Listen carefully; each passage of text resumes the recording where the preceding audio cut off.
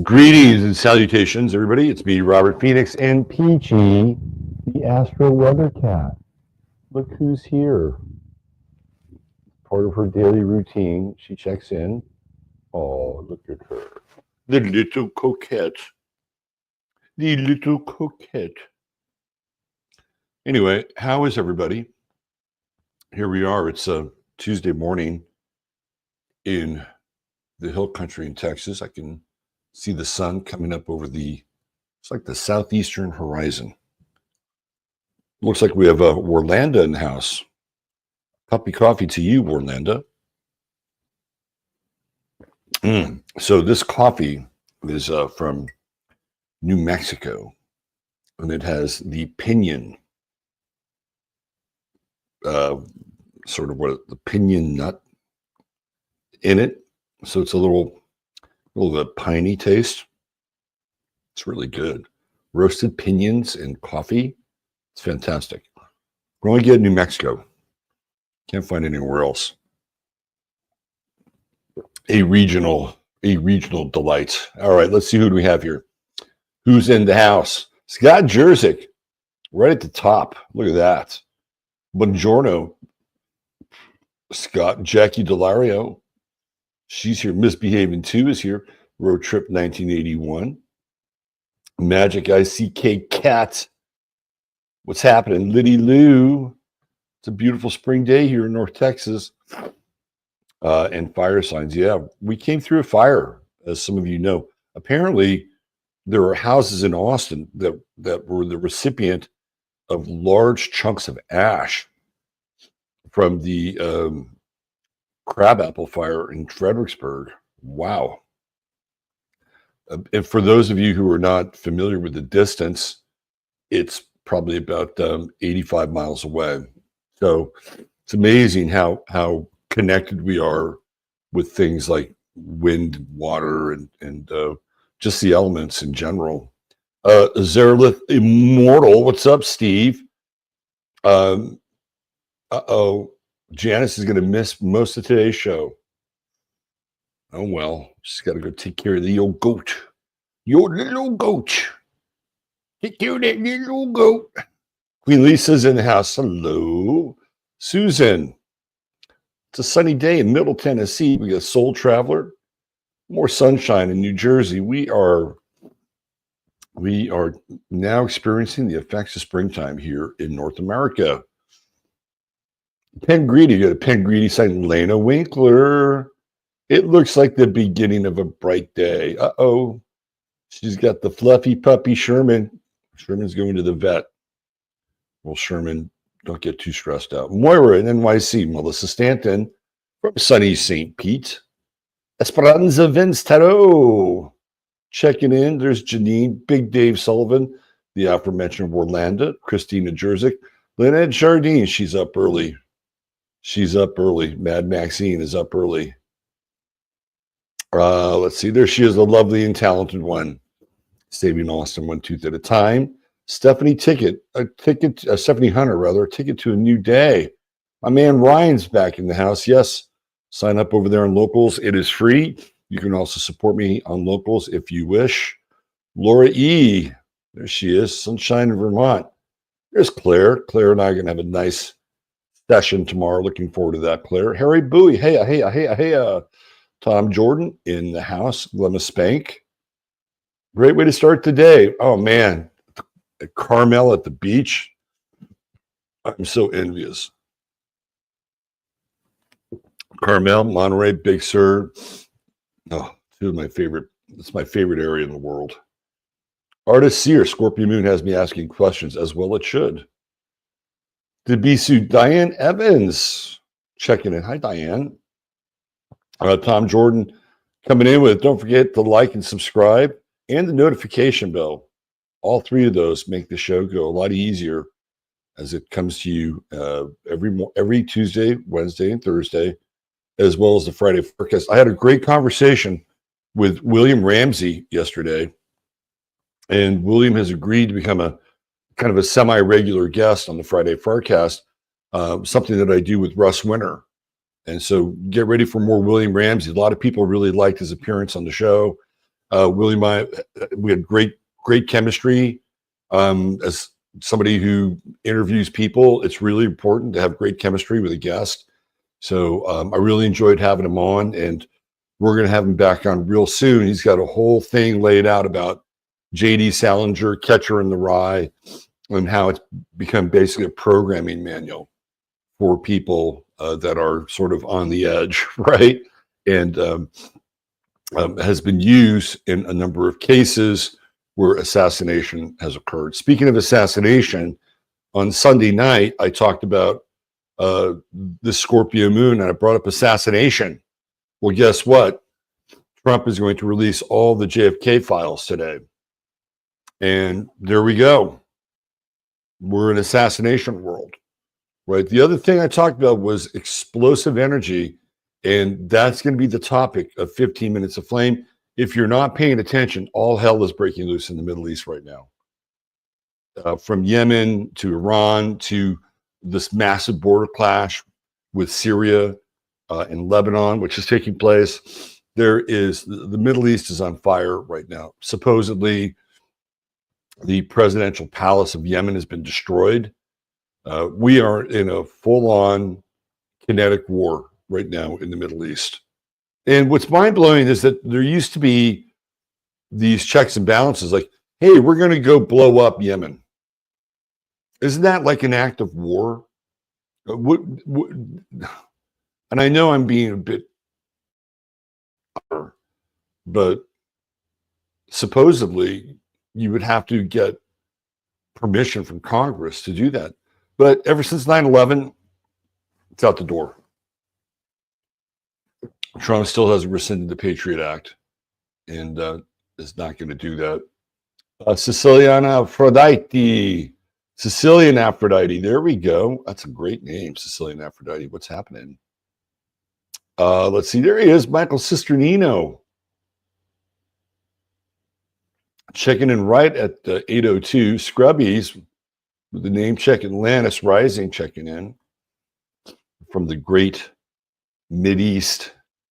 Who else do we have here? Renee R. Hello, Renee R. Heartfelt Vibrations. Finally making it live. Good. Good to see you, Heartfelt Vibrations. Thanks for being here. Christina Maria from Canada. Oh, we got an international crew. Love it. Sharon Lewis from Vero Beach. Let's see, who else do we have here? Kelly B's in the house with us today as well. Ratchet Boo, Carolyn Moore, my guy, KK, California Contrarian. There it is. He's with us. Let's see who else. Grace Gravity. We're glad you made it live again with us. Making it live means you are alive and everything that comes along with it. Although I'm sure some people are questioning that strategy every now and then. My guy, Neil Smith from Wisconsin, checking in. My Endless Road, Healing Heart, Rosie. We have an absolute all-star cast here. Fantastic. Guess we should get into the weather. And deleted the redacted JFK files. JFK was shot dead. The end. Yeah, there you go. Jay, adore Cracker. I saw Cracker play a long time ago. They were great. I really liked them. Of course, the roots of Cracker come from a group called Camper Van Beethoven, who were actually from Santa Cruz. Santa Cruz's own Camper Van Beethoven. All right, let's get into the weather here. Let me zoom in a little bit. Now, usually what happens is I go to the weather and I go to the graphic, and the graphic has not been showing up lately. So we're going to, we do a little quality control here just to make sure it's up. And there it is. And let me go back to, yep, see, no file. So we stop sharing and we do it again. This is weird. It's a weird little glitchy thing. But here we go. I put it up one more time. I come back and oh, look at that. We're sharing again. So strange. All right, let's zoom in. Ain't gonna bitch. But I do pay for this. That's the other thing. I do pay for this, so it shouldn't. I mean, theoretically, I should be able to use it without glitches if I'm paying for it. All right. So yesterday, I went to this place and I got a drive-up coffee, and it's in Kerrville here. And so I asked for a double latte with 2 packets of stevia. And what I got back was an iced latte. It's not what I wanted. It was an iced latte. So I'm going to come back to this later. But if you ordered a hot latte and you got an iced latte and said, what would you have done? Question mark. And then I'll tell you what I did. All right, let's get into the weather. There's that Scorpio moon that I was talking about on Sunday night. And yes, it is indeed explosive. It is going nuts in the Middle East right now. And I'm going to talk about that over on 15 Minutes of Flame. I'm going to get you up to speed with everything that's happening over there. And a lot of you may not be aware of how much is happening, but that's part of my gig. So I'm going to bring that into the conversation. And to me, this is really, and we're only just starting off here. This is right at the beginning of the day. And the sun is at 28 Pisces. So we're coming to the end of the line zodiacally. Tomorrow, we got that Sun-Neptune conjunction and at 29. And this is the last time that the sun will be conjunct Neptune in Pisces. Because this time next year, Neptune will be in Aries, and it will be in Aries for the remainder of its stay, which is 15 years. So this is the last conjunction. Tomorrow will be the last conjunction of the Sun-Neptune Pisces cycle, which started in 2011. So here we are, 2015. Or 2025 rather. So 2026 is when it's finally over, right? And that's that 15-year cycle. So there have been 14 conjunctions of the Sun-Neptune in Pisces and this is the absolute last one. And it's coming right at the end of the cycle. It's right at the end of the zodiacal cycle. So tomorrow should be really interesting in terms of just sort of think of Neptune as being balsamic, right? It is totally balsamic here before it goes into literally the sign that represents the dawn of a new day, the dawn of a new season, the dawn of a new time. Right? This is very, very significant. And so we're looking at a lot of these legacy systems that are getting ready to just completely fall off the map. Everything from work to money to technology, it is all going to change, and it's going to change almost overnight. It will happen so quickly that people will be, it'll be like a punch to the stomach. That's how fast it's going to happen. And it will first take place in the economic world, where there will be a change in the currency. It is coming, and there's not a lot we can do about it, unfortunately, at least at this level. Now, if you're smart and you're with a bunch of people who are like-minded, you might be able to start your own local currency, although historically, those don't always fare very well.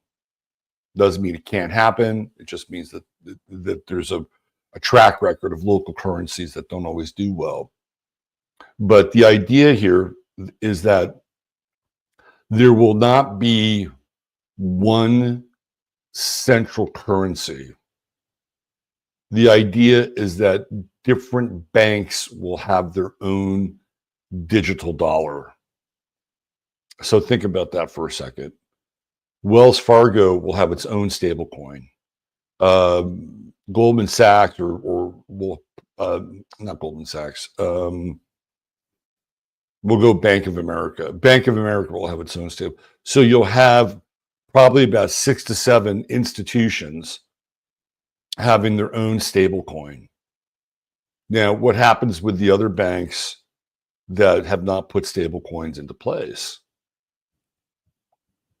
It's going to be probably difficult for them, and they'll probably wind up being absorbed by these other banks. At the end of the day, when all the smoke clears, there'll probably be about 6 to 7 major players that will have their own stable coin.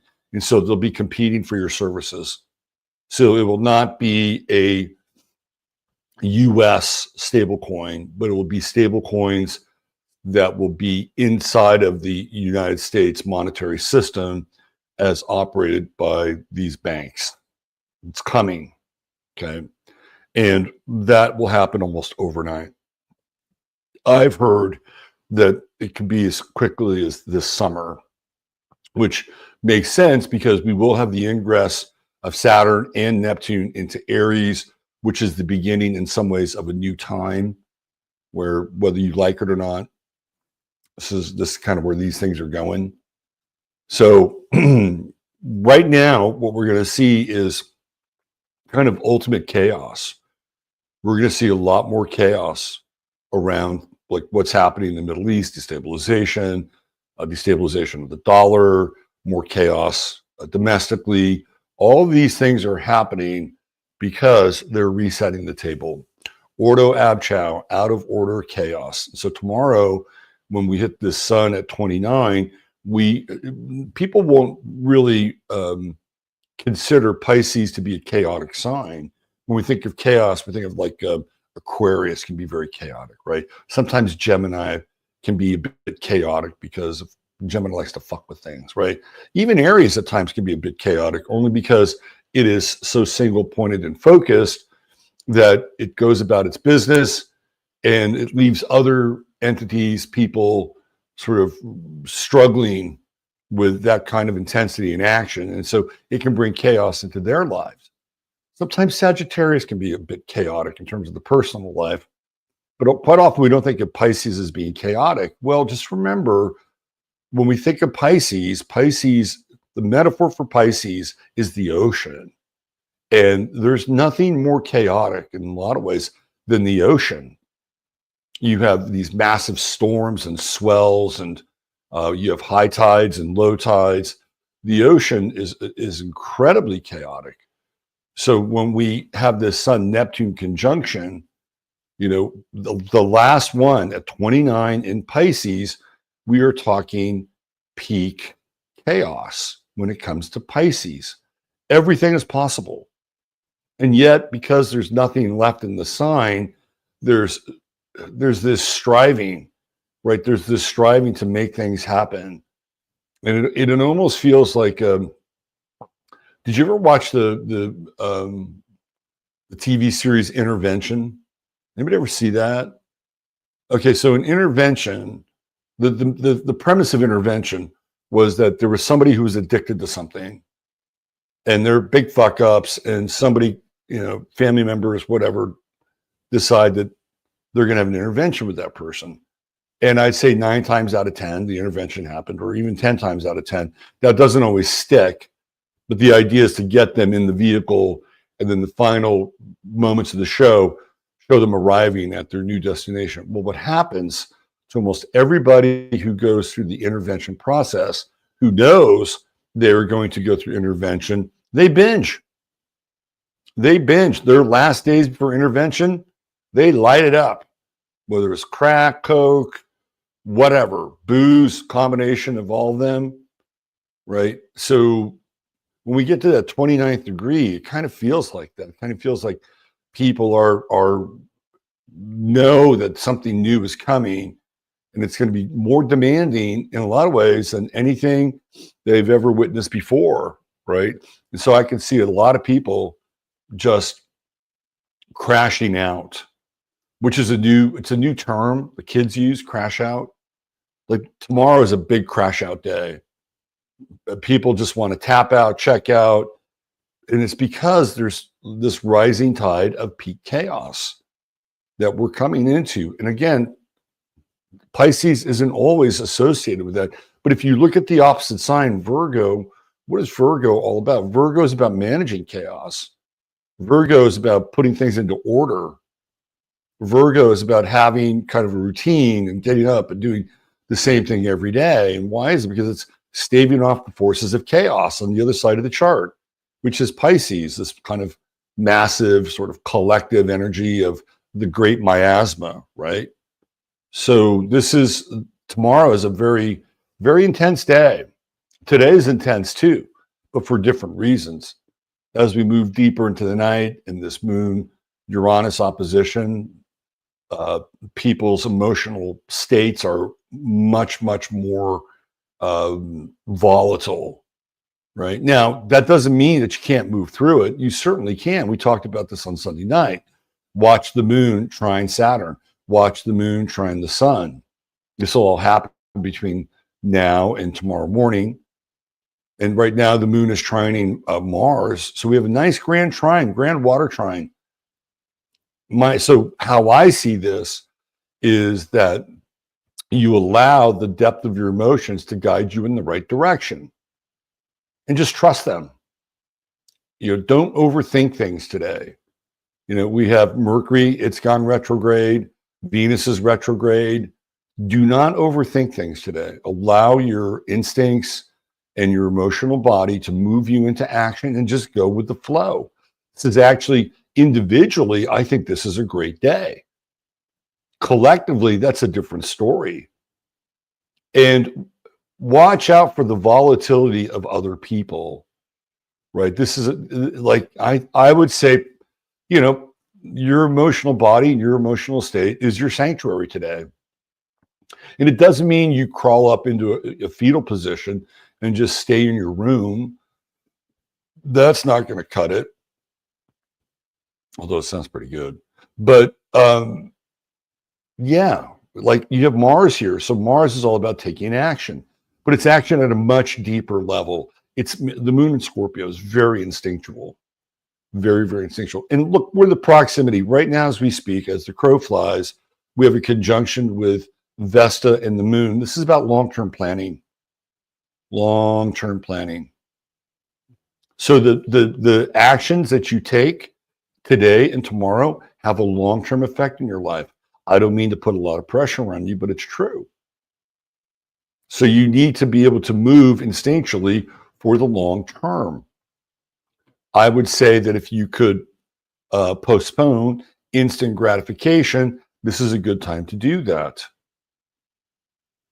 If you're going to invest in things, make sure they're long-term investments, whatever they are. If it's an actual investment or it's emotional investment, make sure it's long-term. Now, we have this moon in conjunct with Jupiter, and it's happening right now. So as we go through the day, this is a quick one, right? It's a quickie.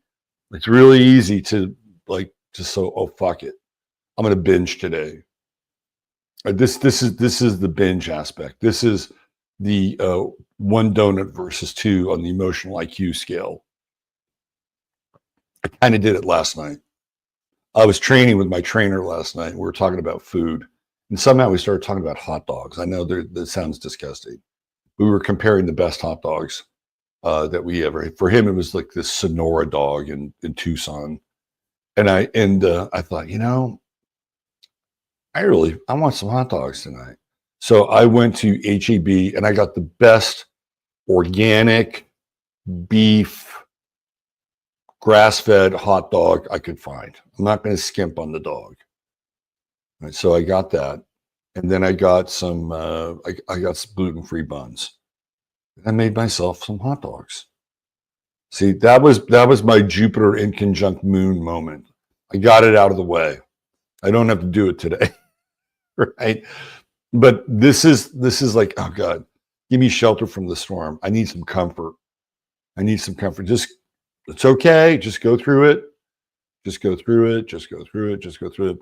The other thing that I would also keep an eye on is people borrowing money, right? Like today specifically, if you lend money to somebody today, there's a very good chance you will not get it back.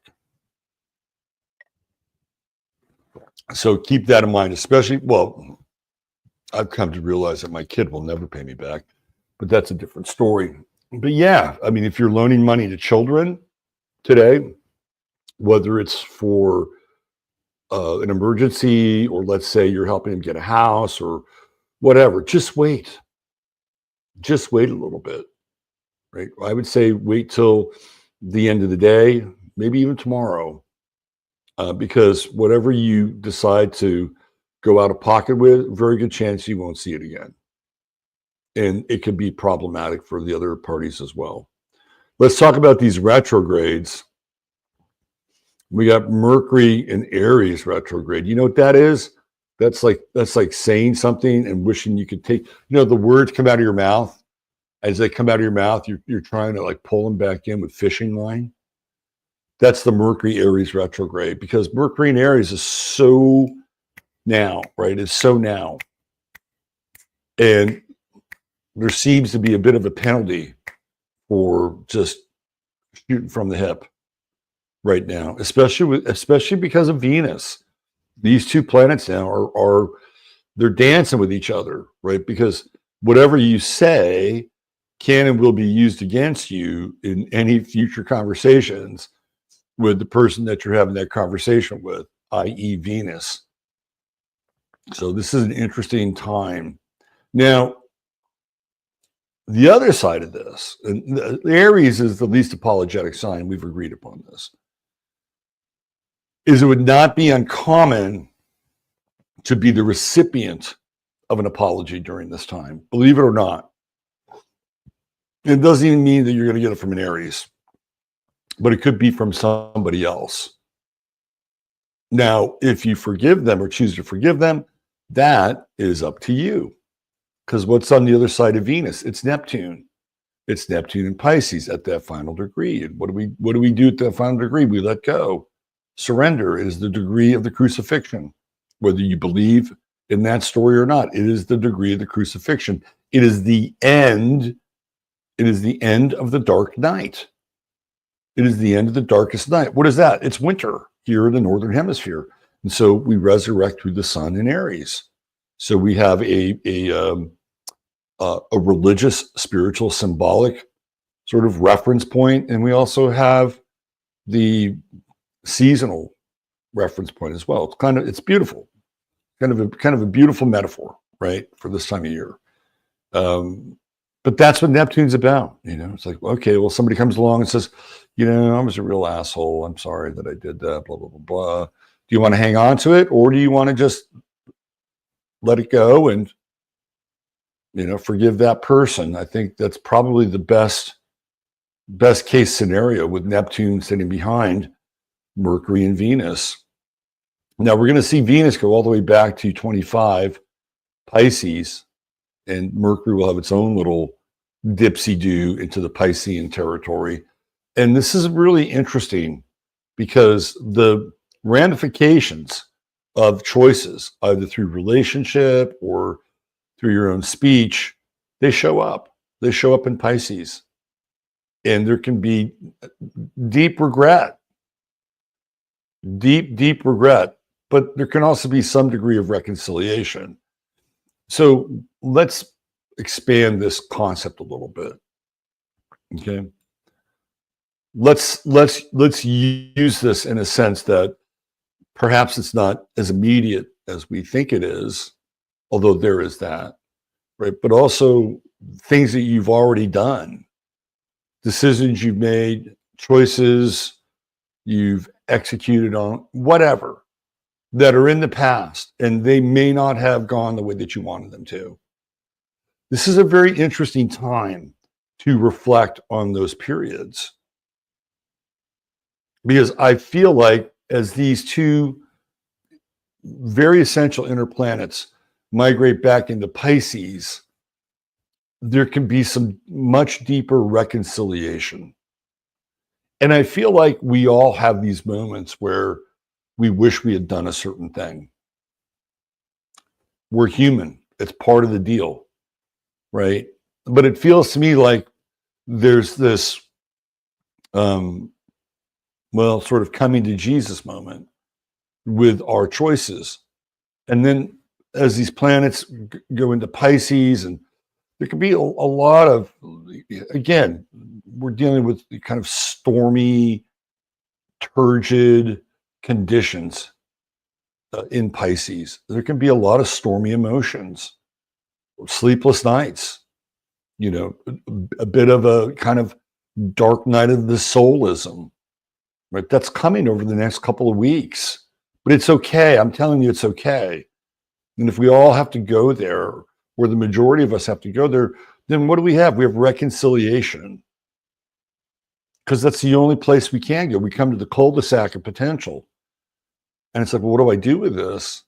Well, I can't really do anything with it. So I may as well let it go and forgive myself because I didn't know any better at a certain point in time. And usually with Aries, it's about the self, right? If it's Libra, it's about the other. This is about the self. This is the choices that we have made. And a lot of people have, delved into this idea of soul retrieval. I've had my own experience with it, but not anything having to do with anybody putting me in a hypnotic state or anything like that, right? That the soul retrieval is in Pisces. Theoretically, right? Pisces is the 12th sign. The 12th house is the house of the soul.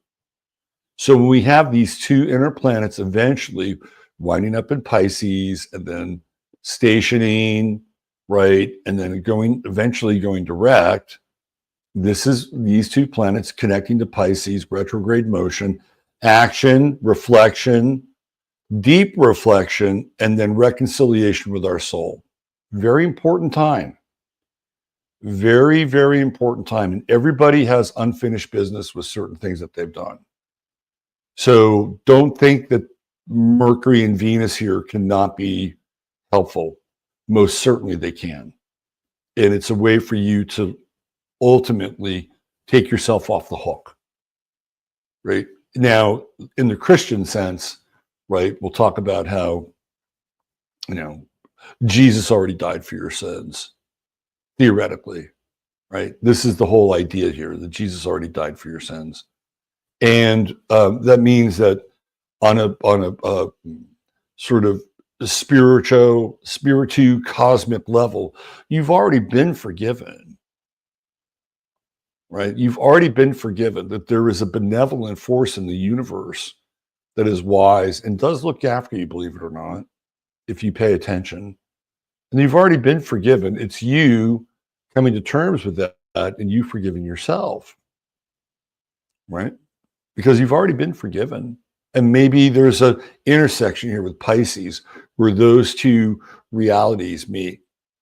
You've already been forgiven and the conscious forgiveness of the things that you did or didn't do, right?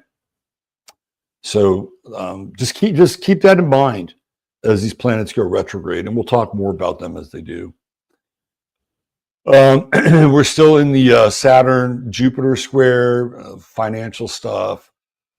Spend if you have to, save if you can. That's been happening for a long time. Eventually here, Jupiter's going to start to move forward pretty quickly. And by the time we get to the early part of the summer, later part of spring, we have that Jupiter transit into Cancer, which is going to be way different than it was in Gemini. So we'll talk more about that as that comes closer. I think that's about it. There's a lot of info there. And I just want to kind of revisit this idea that this is a really good time for action, but it's acting on your deeper instincts. This is not about overthinking. You don't want to overthink. Okay, let's get into our star of the day.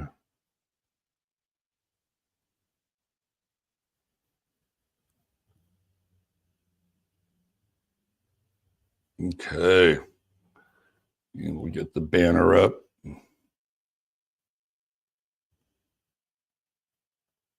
There we go. All right. Our True Hemp Science star of the day is none other than the sleeping prophet himself, Edgar Cayce. How about that? All right. First of all, let's talk about True Hemp Science. It is your one-stop shop for all things CBD. And our guy Chris over at True Hemp Science is a magician. his organically sourced CBD and his alchemical distillations of the product I think are at another level. In fact, I know they're not. I don't think I know they are. And you have all kinds of options to choose from gummies to emulsions and liquids and topicals. And all you got to do is go to truehempscience.com. You spend $100 or more, type in 15MINS. That immediately gets you the goodie bag, which means you're going to get an order within an order. It's really nice to have. Chris usually is like working on new product, and sometimes he'll slip some new product in there, and you can even be kind of part of the test group in some ways, right? So you'll enjoy your goodie bag, and you get $150. You get free shipping, easy, bang, and then there's always a 30-day money-back guarantee. So truehempscience.com is your one-stop shop for all things CBD. All right, let's talk Edgar Cayce, the sleeping prophet. When I was 19 years old, I think 20 maybe, I used to work at this apartment complex in San Bruno, California. And it was specifically set up for singles. Yes, they used to have apartment complexes that were specifically for singles. And I was the assistant recreation director. They had a rec director who was there specifically to organize events for the tenants at the apartment complex. And it was crazy because the woman who was running the program there, her name was Holly, and she was a Christian. And this apartment complex was fucking Sin City, okay? Pre-AIDS, everybody's sleeping with everybody else. And, Holly was cute. She was cute. She was kind of a jockette. She was cute. And she would have these bad boys kind of hitting on her. Like, it was very funny being there. And of course, I have my own sordid tales to tell. But one of the things that happened was there was a guy who lived there who started to give me literature. Right? This old dude, he wanted becoming really my quote unquote first spiritual teacher. And he gave me a copy, I believe it was The Sleeping Prophet by Ruth Montgomery, who talked about Edgar Cayce. And so I got that book and I read it and I said, man, this guy's fucking cool. I want to be like this dude, because he seems to have it all, right? Like, he's got the prophetic thing down, he's got the psychic thing down. He seems to be pretty well adjusted. He's got a family. He wasn't a complete prude. He said that at the end of the day, it behooves a man to be able to have a glass of beer or wine or one or two, to relax and allow him to bond with his fellow man. I'm like, this is my guy. He's speaking my language. And then, of course, he becomes pressed into service and eventually winds up burning out. But if we look at his chart, he's got a really, really interesting chart. Let's start with the ascendant. Where Leo rising doesn't have a lot of hair, does he? But he's got a bit of a dramatic touch to him. Right? When I think of Edgar Cayce, he almost feels he doesn't feel real at times. I'm not saying he wasn't real. Of course he was real, but he's almost taken on this kind of mythical status. Of course, his writings about Atlantis and how the afterlife experience and how the planets represent these kind of afterlife stations.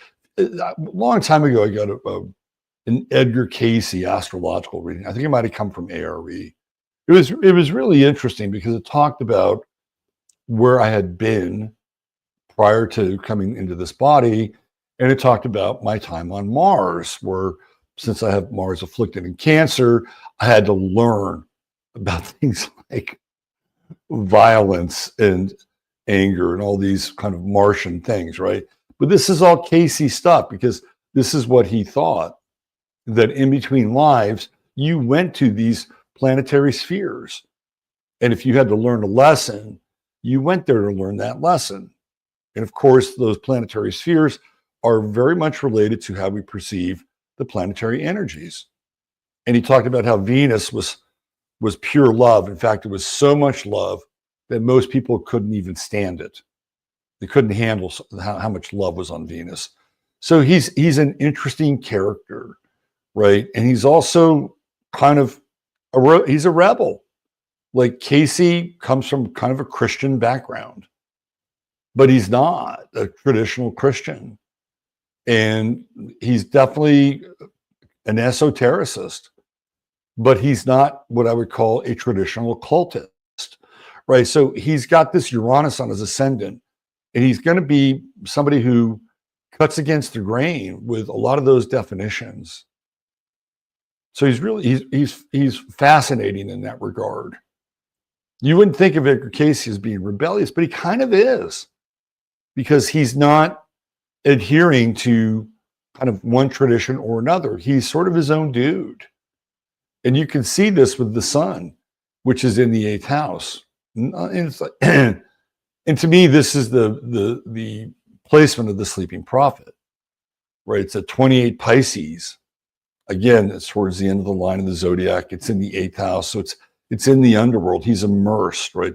His sun is immersed in these much deeper kinds of collective and psychic energies. And what's interesting about Cayce is that based on the 8th house, he was always much better at helping other people out financially. This is the crazy part about him.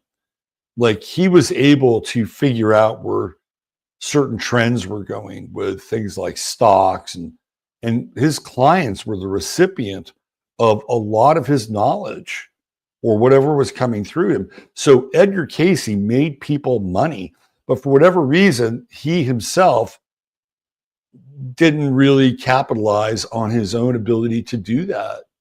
So we have this Sun-Pluto sextile, right? He's got the moon in Taurus and Neptune in Taurus and Pluto in Taurus. There's a lot of Taurus here.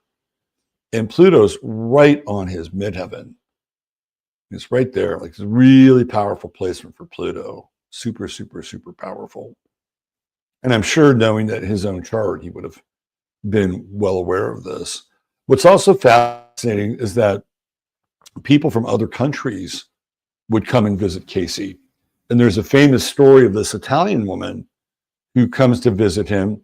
And Cayce did not know he was Italian, but when he went into trance, he spoke Italian to this woman. This is how legit Edgar Cayce was. Okay, he was totally legit.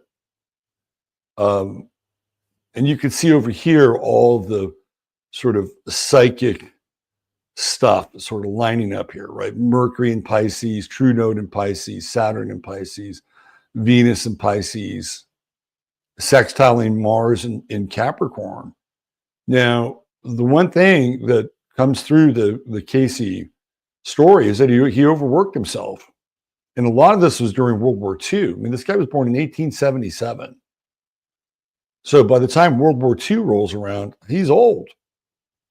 He's really old, and he's like cranking out, readings for people who are, having real problems with this idea that their loved ones are at war and dying, right? So he's got that Mars in Capricorn, so he's gonna work, but he ultimately winds up overworking and burns himself out. But